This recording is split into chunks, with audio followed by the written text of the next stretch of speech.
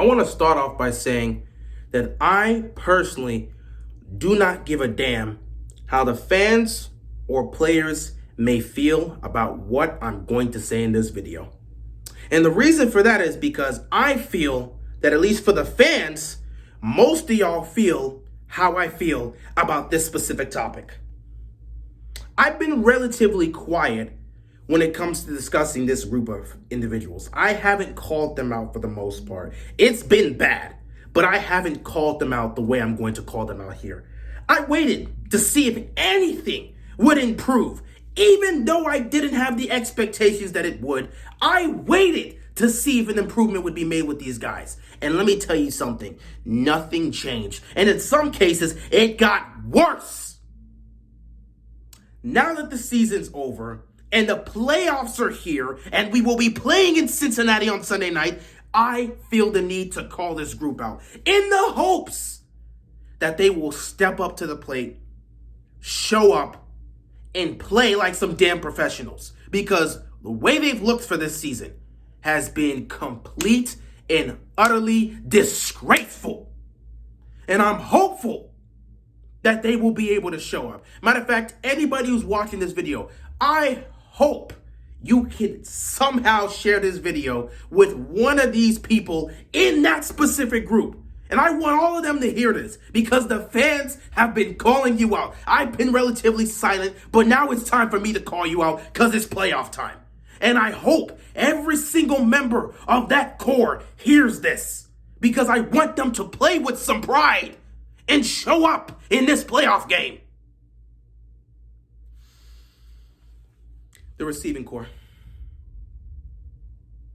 This receiving group has been nothing short of embarrassing this season. The fact that the Ravens have finished a game where you've only had 2 catches total from your receiving core, that's embarrassing. That's disgraceful. You guys are supposed to be professionals, and that's what we're getting from you? A professional football team just ended a game where their entire receiving core had 2 catches. 2 catches from your entire receiving core. You guys have been nothing short of embarrassing. To call yourself a receiving group, to call yourself a receiving core, and to play this trash throughout the span of a season is awful. The fact that this team went nearly 12 weeks without a single receiver catching a touchdown speaks volumes as to how bad that core has been this year. And yes, we understand there's been injuries, obviously. You lost Rashad Bateman, the one piece that the Ravens decided to bet all their chips on when it came to the receiving core. And of course, you lost Devin Duvernay, somebody that was showing promise. I get it. But last time I checked, you had other guys on this team. You lost those 2 guys. But I was at least hopeful that the rest of the receiving group could be productive. You don't have to be great, just be productive. And from what we've seen from that unit this season, they have been short of that. The receiving core has been awful this year. It's been terrible. The media's called them out 10 times over because even they can see that receiving core has been bad. You've been awful. You've played terrible in games. Oh my God. This receiving group has looked worse than a high school football's receiving core. That's how bad you've been. It's damn near Pop Warner. And they're supposed to be professionals, but they're looking that bad out there. All season, you've been looking that bad out there. Oh my God. And the worst of it happened on Sunday. I didn't even make a recap of that because that game was meaningless. We already knew we were going to play them again this week. But man, that receiving core is awful. And they showcased themselves in an embarrassing fashion on Sunday when they took on Cincinnati. Now, yes, Ravens flock, obviously, everybody's made their cries and everybody have called them out. Every single fan has called out this guy, Greg Roman. We understand. And again, me, myself, I've called out Greg Roman. I said he's awful with his passing schemes. His passing game is terrible. I've called him out. You can look at the film. It does not set up these receivers to succeed. I understand that. I've called out Greg Roman time in and time out and time again. For years now, I've called him out for that. But at the same time, What you guys got to understand is, for as much as we want to call out Greg Roman, he doesn't control everything that happens on the field. These players play. No matter what you want to say about Greg Roman, he's not going out on the damn field and playing. The receivers are going on the field and playing. And Greg Roman does not control everything that happens. Greg Roman is not responsible for freaking Demarcus Robinson dropping passes and juggling the ball, which caused the pick. Greg Roman is not responsible for Sammy Watkins making a catch and then proceeding to fumble the ball. Greg Roman is not responsible for James Proche, a professional receiver, James Proche, for him to walk, not even sense as a receiver, have no sense of where his feet are on the field, to step out of bounds in a key situation. That would have been the biggest play of his career. And it gets called back because he stepped out of bounds because he has no awareness of where he is on the field. Greg Roman is not responsible for that. Yes, Greg Roman has had a huge impact in his passing game. But when receivers are dropping passes, when guys can't even recognize where they are on the field, they're lacking that awareness. When they're fumbling the ball, Roman has nothing to do with that. It's these guys that are going out there and playing. These professionals that are going out there and playing.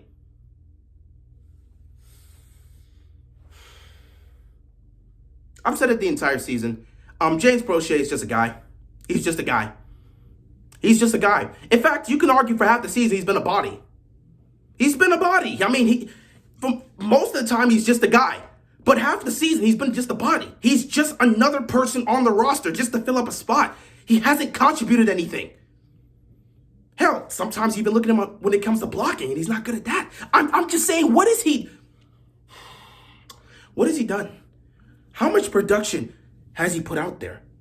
These are professionals, and I understand as professionals, they go out there and work hard on the practice field and preparation, and in the weight room. They work hard on the practice field. They work hard. They're constantly training, constantly studying the playbook, doing whatever they can to get themselves prepared. I understand. That's what makes them professionals. But at the same time, while I understand that, it's also baffling to me that these professionals that put so much work in can look that lost on the field. How can a professional, no, take this off. How can a professional receiver that's putting in the work be that unaware of where he is on the field? How can a receiver that puts in the time and the dedication and the hard work, how can he consistently fail to catch the ball?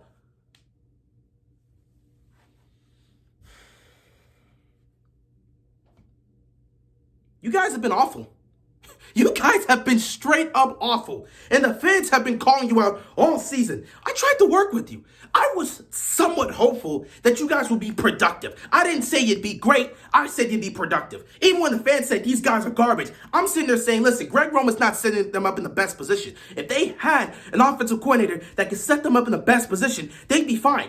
But at some point, I can't just look at Roman and blame him for that. You guys are on the field. Every week, oh man, we got to execute, man. We didn't execute. We got to be able to execute. We got to finish drives. We got to execute. When? Every week you go out there and this receiving core disappoints you. You brought in Deshaun Jackson to be a deep threat, and he was good for like 3 plays, and now he's gone. On Sunday, that receiving core was embarrassing. But you know who did show up and play well? The tight ends! Isaiah Likely was great in that game. And you know another person that also showed up and made some nice plays? Charlie Kolar, the other tight end they drafted. So you got 4 tight ends on this roster that have all been either great or productive. Mark Andrews, Isaiah Likely, Josh Oliver, and from what we saw on Sunday, Charlie Kolar can be your 4th tight end that can be productive here. He can be productive and help out in this passing game. He showcased that on Sunday, and he just got on the field. Man, if it was up to me, I'd have half a mind, bro, to just go out there and play 4 tight end sets because I don't trust these receivers. I know the tight ends are going to catch the football. I know these guys can make plays. But this receiving core, they haven't shown it. They haven't shown it. And the fans are tired and the fans are frustrated, which is why nobody has hope that you guys can go into Cincinnati and do anything. Nobody trusts in this passing game. This passing game's been trash. Nobody trusts in the receiving core. You've been a disgrace. You've had half the fan base is already prepared for the offseason. In fact, a quarter of this fan base has already accepted that they would not advance into the divisional round. So they're not even planning to watch the game. They've already accepted their fate. You've been that bad that they have no belief you guys can do anything in Cincinnati. We know what the defense can do, but everyone's like, okay, the defense can do this, but the offense is garbage. Where's your pride? Where's your pride? As a receiving corps, where's your pride? You guys were talking about how the media was slating you, how they were calling you out because to start off, in the offseason, they were calling you out. Through training camp, they were calling you out. Through the preseason, they were calling out this receiving corps. And you guys wanted to prove that you guys can be a good receiving corps. We all remember James Prochet talking it up in week 1 against the Jets. Where's that same energy now? Where is that same energy now?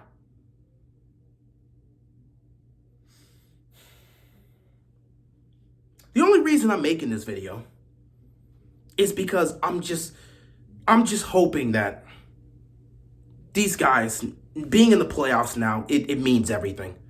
No matter what happened in the regular season, no matter how bad you look in the regular season, everybody has a fair chance to win the championship once you get into the playoffs. As long as you're in the tournament, anything can happen.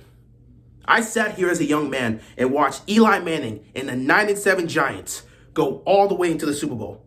The first matchup they had was against the MVP in Aaron Rodgers and that 15-1 Green Bay Packers team. They went into Lambeau Field and beat that. And they weren't a great offense. And Eli Manning was not having a good season. But they found a way to pull that off. They stepped up when they needed to, in key situations, throughout that run, and got it done. Anything can happen in the playoffs. So I'm hopeful that this receiving corps, despite how trash they've been, I'm hopeful that they can step up. Especially if Lamar Jackson returns. I'm hopeful that they can step up and play with some pride and play with some passion and show up and actually show that they're professional receivers. Because the way they look this season, nobody can say that. I'm hopeful that they can show up. Because if they don't, that's going to be the end of the season right there. And they're going to end the season on a disgraceful end. A disgraceful performance. A disgraceful departure. That's how they will end the season. So I'm hopeful that this receiving corps can step up.